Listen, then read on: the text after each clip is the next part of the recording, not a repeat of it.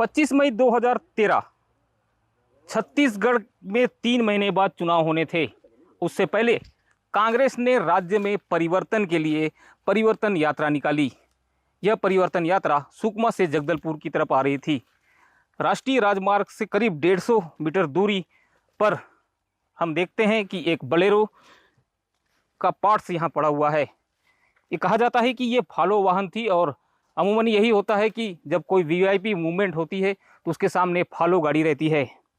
नक्सलियों ने फॉलो गाड़ी को बम से उड़ाया। कहा जाता है कि उस वक्त इस गाड़ी को उड़ाने के लिए या फिर कोई अन्य वाहन को उड़ाने के लिए नक्सलियों ने करीब 40 किलो का विस्फोटक लगा रखा था। उसका ही नतीजा आप देख सकते हैं कि करीब 150 मीटर दूर बोलेरो का ये ऊपरी पार्ट है जो इस नाले में आकर गिरा। यह सिविलियन की गाड़ी थी। फोर्स के कुछ जवान इसमें बैठे थे।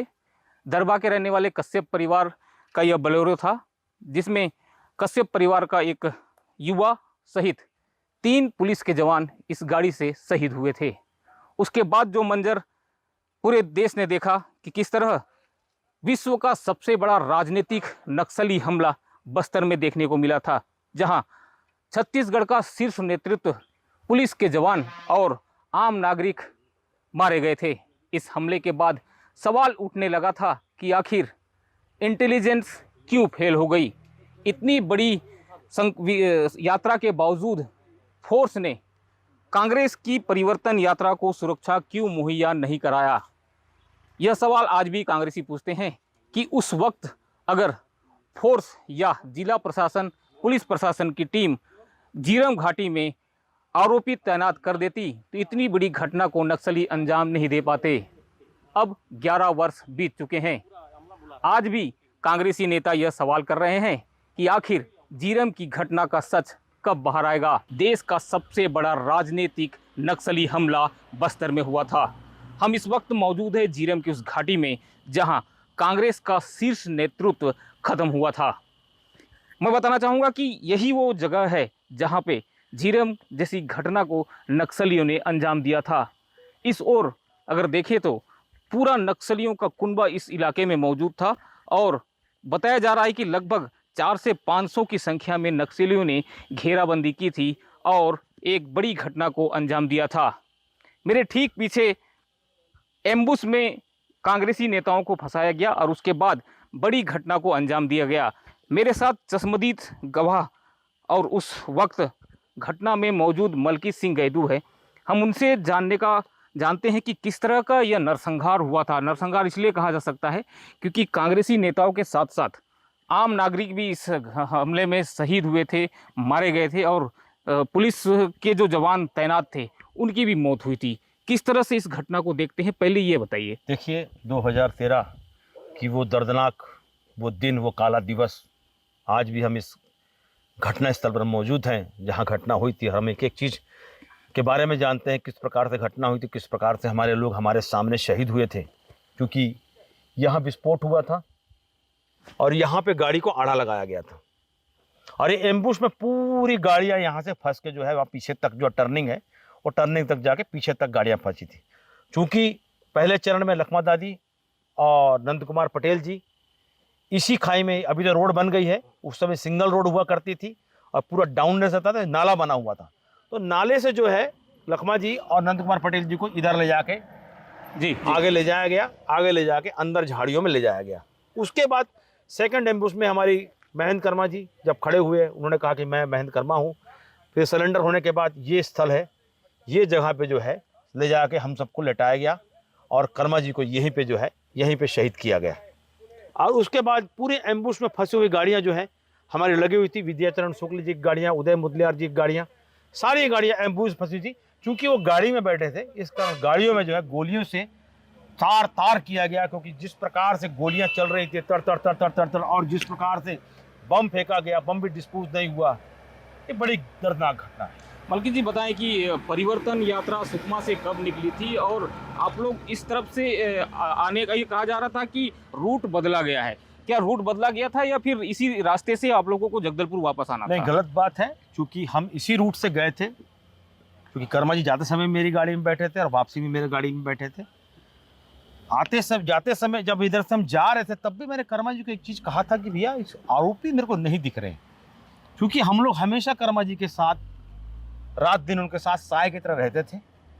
तो हमको मालूम था कि आरोपी जहाँ भी हम जाते हैं, क्योंकि जेड प्लस सुरक्षा थी उनको, तो उनको आरोपी रास्ते में जरूर मिलते थे। लेकिन इस बार हमको आरोपी नहीं दिखा, तो मैंने कहा फिर कर्मा जी ने मुझे कहा कि अंदर अंदर होंगे आरोपी घर का। फिर जब घटना स्थल हमारा जो घटना से जब हम फिर सुकमा पहुंचे, सुकमा पहुंचने के बाद जब हमने देखा कि जो परिवर्तन यात्रा की हमारी सभा हो रही है, उस सभा में बिल्कुल जो है हमको सुरक्षा नहीं दी गई, तो वहाँ से डाउट हुआ कि भाई ये क्या बात है, सुरक्षा यहाँ भी नहीं दी गई।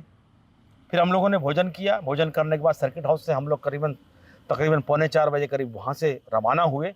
रवाना होकर जो है हम लोग जब आ रहे थे तो 2 टर्निंग पहले, जहाँ मैं खड़ा हूँ इसके टर्निंग मारने के बाद 2 टर्निंग पहले जो है हमारी गाड़ी में फायरिंग चालू हुआ। कर्मा जी ने कहा कि गाड़ी में गोली चालू हो गई है, नक्सलेट फायरिंग कर रहे हैं, बल्कि गाड़ी भगाओ। मैंने गाड़ी भगाने की कोशिश की, लेकिन यहाँ ऐसा एम्बुश लगाया हुआ था, गाड़ी को आड़ा किया गया था, तो गाड़ियाँ हमारी एक दूसरे के ऊपर डैश हुई। डैश होने के बाद कर्मा जी ने कहा कि गाड़ियों से कूद जाओ, नीचे लेट जाओ। तब नीचे लेट गए। फिर अंधाधुंध फायरिंग, जिस प्रकार से किसी का क्या हो रहा है, किसी को गोली लग रही है, किसी को कुछ लग रहा है, कोई चिल्ला रहा है, कोई कहार रहा है, इस तरीके से जो है मंजर वहां पे बना हुआ था। जी 25 मई 2013 को जिस तरह से नरसंहार कहा जाए या बड़ी घटना नक्सलियों ने अंजाम दी थी, उससे ये प्रतीत होता है कि कितना भयावह स्थिति रही होगी यहाँ पे। यही वो जगह है जहाँ पे गोलियों की बौछार कांग्रेस के परिवर्तन यात्रा पर चलाया था नक्सलियों ने। 2013 में कांग्रेस ने छत्तीसगढ़ राज्य में सत्ता वापसी के लिए परिवर्तन यात्रा निकाली थी। चूंकि 3 से 4 महीने के बाद राज्य में चुनाव होने थे, इसलिए कांग्रेस ने पूरे प्रदेश में परिवर्तन यात्रा निकाली। उस परिवर्तन यात्रा की शुरुआत बस्तर से की गई थी। बड़े बड़े लीडर्स, जो शीर्ष नेतृत्व कहा जा सकता है छत्तीसगढ़ कांग्रेस के, वो साथ में थे। इस तरफ मलकित जी अगर बात की जाए तो जब काफिला यहाँ तक पहुंचा तो जो गाड़ी किस तरह से रही होगी, जो बड़े नेता हैं, बीसी शुक्ला हो गया, गाड़ियाँ नंद कुमार पटेल जी की गाड़ी यहाँ थी, जो चलते हुए इस स्पॉट में थी। यहाँ पे ट्रक आड़ा लगा के खड़ा कर दिया गया था। यहाँ नंद कुमार पटेल जी की गाड़ी थी और ये नाला बना हुआ था, और नाले में जो है नंद कुमार पटेल जी, क्योंकि मैं वहाँ गाड़ी में लेटा हुआ था नीचे, जहाँ झाड़ दिख रहा है उस झाड़ के नीचे में जो है गाड़ी के कमांडर के नीचे लेट गया था।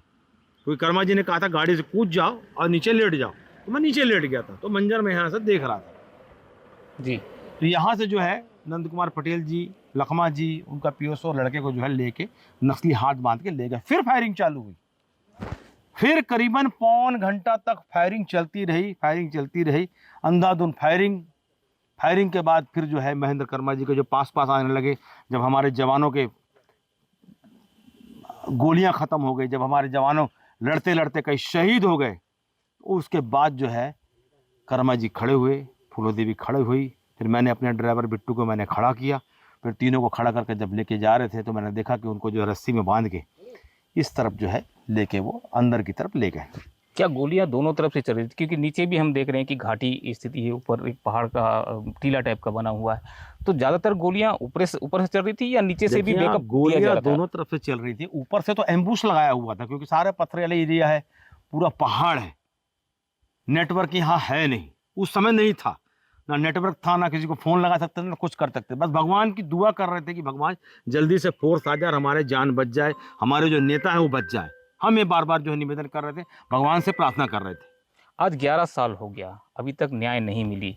क्या वजह हो सकती है कि कांग्रेस को अब तक न्याय नहीं मिल पाई है? देखिए, न्याय की बात करूं तो इसमें भाजपा नहीं चाहती है कि सच्चाई बाहर आए, क्योंकि 2013 में फिर सरकार जो है भाजपा की आ गई। 5 साल उनकी सरकार थी, किसी प्रकार से जीरम की सच्चाई के बारे में उन्होंने कोई प्रयास नहीं किया। किस प्रकार से कांग्रेस अगर कोई चीज़ करती थी तो उसको कोर्ट में ले जाकर उसको खारिज किया जाता था। तो भाजपा नहीं चाहती है कि सच्चाई बाहर आए। मैं बिल्कुल प्रमुखता से और बड़ी की निर्दयता से कहता हूँ कि भाजपा नहीं चाहती है कि सच्चाई बाहर आए, क्योंकि जिस दिन सच्चाई आएगी भाजपा के बहुत बड़े बड़े नेता जो है जेल की सलाखों के पीछे भी जा सकते हैं, उनको ऐसा डर है। कांग्रेस का एक नेतृत्व खत्म हो चुका था, उसके बाद किस तरह से प्रयास किया आप लोगों ने? 2018 में फिर सत्ता वापसी हुई, तब कांग्रेस पार्टी ने इस सच को बाहर निकालने का प्रयास क्यों नहीं किया? बिल्कुल किया गया, बिल्कुल हमारे तत्कालीन मुख्यमंत्री भूपेश बघेल जी ने बिल्कुल इसका प्रयास किया गया। तुरंत उसे एसआईटी गठन किया। जैसे एसआईटी गठन किया तुरंत जो है हाईकोर्ट में लगा दिया धर्मलाल कौशिक जी ने। भाजपा तो चाहते नहीं ना। जब भी हम प्रयास करते हैं कि इसकी जांच शुरू हो, अच्छे से जांच शुरू, एसआईटी की जब उदय मुदलियार जी के लड़के जी ने, जितेंद्र मुदलियार जी ने 0 पे जब वो किया था, फिर एसआईटी ने फिर जांच चालू हुई थी, वो एंगल में बढ़िया जांच चालू हुई थी, लेकिन फिर जो है भाजपा ने उसे रोक दिया गया। भाजपा इसे क्यों रोकना चाहती है? भाजपा सच्चाई को क्यों उजागर नहीं होने देना चाहती है? भाजपा खुले मन से क्यों नहीं कहती है कि भैया उजागर होना चाहिए और इसकी एसआईटी जांच होनी चाहिए और निष्पक्ष होनी चाहिए? एक बात सामने आ रही है मुल्कित जी की कोई भी नक्सली बड़ी घटना को अंजाम देते हैं तो एक उनका एक वीडियो जारी होता है, विज्ञप्ति जारी होता है। इस झीरम कांड वाली घटना में ऐसा कुछ भी जारी नहीं हुआ है। क्या मानते हैं, क्या वजह है? मैं तो वही चीज कह रहा हूँ, शुरू से कह रहा हूँ कि ये घटना सुपारी किलिंग है। तत्कालीन मुख्यमंत्री रमन सिंह, मुकेश गुप्ता, ऐसे लोगों का जिस दिन नार्को टेक्ट हो जाएगा, सत्य बाहर आ जाएगा और वीडियो और प्रेस विज्ञप्ति जारी नहीं होना भी संदेह के दायरे में है कि भाजपा के साथ सांठगांठ करके इस घटना को अंजाम दिया गया है। खुले रूप से कहना चाहूंगा। 2013 में हुई घटना के प्रत्यक्षदर्शी मलकीत सिंह गैदू ने जिस तरह से बताया कि गोलियों की बौछार लगातार परिवर्तन यात्रा पर होती रही, कई बड़े लीडर इस हमले में मारे गए, साथ ही सिविलियन और सुरक्षाकर्मी भी शहीद हुए। पूरी घटना में 33 लोग शहीद हुए थे। आज भी घटना का सच सामने नहीं आ पाया है। एसआईटी सहित एनआईए ने भी इसकी जांच की, लेकिन आज भी कांग्रेसियों को इंतजार है कि झीरम घाटी का सच सामने आना चाहिए। जिस वक्त घटना हुई थी उसके दूसरे दिन बस्तर के आदिवासी कद्दावर नेता महेंद्र कर्मा, नंद कुमार पटेल, उनके पुत्र दिनेश पटेल सहित उदय मुदलियार के शव बरामद हुए। इस घटना के बाद लगातार ये सवाल उठते रहे कि आखिर इतनी बड़ी घटना को अंजाम कैसे दिया गया होगा। यह 1 या 2 दिन की तैयारी नहीं थी। हमारे सूत्र उस वक्त भी बता रहे थे कि लगभग 10 दिनों से नक्सली इस इलाके में मौजूद थे। मेडिकल सुविधा सहित वॉकी टॉकी और अत्याधुनिक हथियार लिए नक्सली परिवर्तन यात्रा का इंतजार कर रहे थे। शाम के करीब 4 बजे हुए होंगे जब सुकमा से परिवर्तन यात्रा जगदलपुर की तरफ से पहुंच रही थी, तभी नक्सलियों ने घात लगाकर हमला कर दिया। बताया जा रहा है कि उस वक्त लगभग 700 से 1000 की संख्या में नक्सली मौजूद थे, जो इतनी बड़ी घटना को अंजाम देने के लिए झीरम घाटी में मौजूद थे। आज भी यह सच सामने नहीं आ पाया कि घटना का मास्टरमाइंड आखिर कौन था। कहा जाता है कि हिडमा पूरे घटना को अपने स्तर पर देख रहा था और वॉकी टॉकी के माध्यम से एक-एक चीज़ या एक-एक जानकारी इकट्ठा कर रहा था। विकल्प को घटना की अंजाम देने की सौंपा गया था। कई महिला नक्सली भी इस घटना को अंजाम देने के लिए मौजूद थी। पुरुष सहित महिला नक्सलियों ने पूरे इलाके को घेर रखा था। लगभग 1 से 1.5 किलोमीटर की दूरी तक नक्सलियों ने पूरे इलाके को कब्जे में रखा था ताकि कोई चूक ना हो सके और परिवर्तन यात्रा पर ताबड़तोड़ फायरिंग की जा सके। धर्मेंद्र महापात्र, झीरम घाटी, जगदलपुर।